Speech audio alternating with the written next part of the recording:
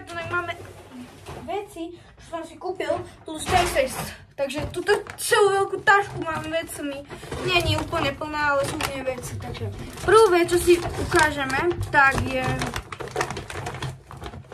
toto, čakajte.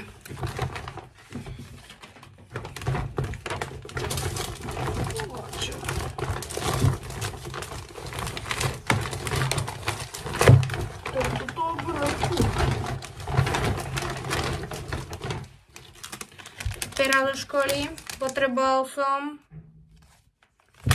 si bol kúpiť. Potom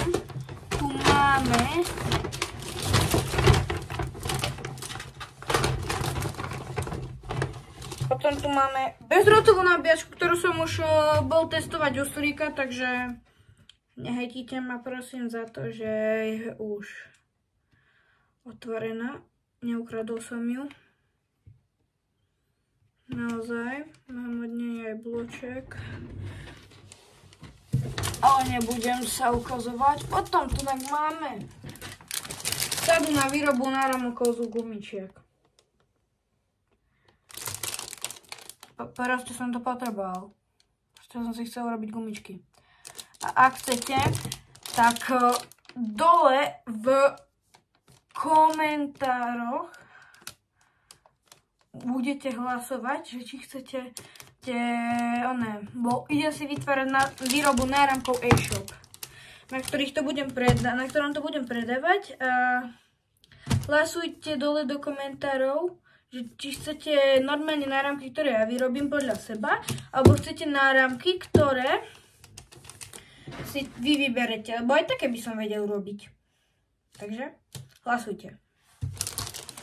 A potom tu máme tiktaky, mintové, jupi. A posledná vec.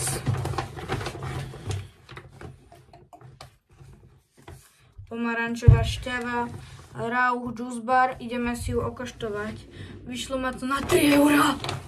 Ale je to 100% z pomaranču. No, tak ideme si to okoštovať. Čakajte. Dobre. Tak.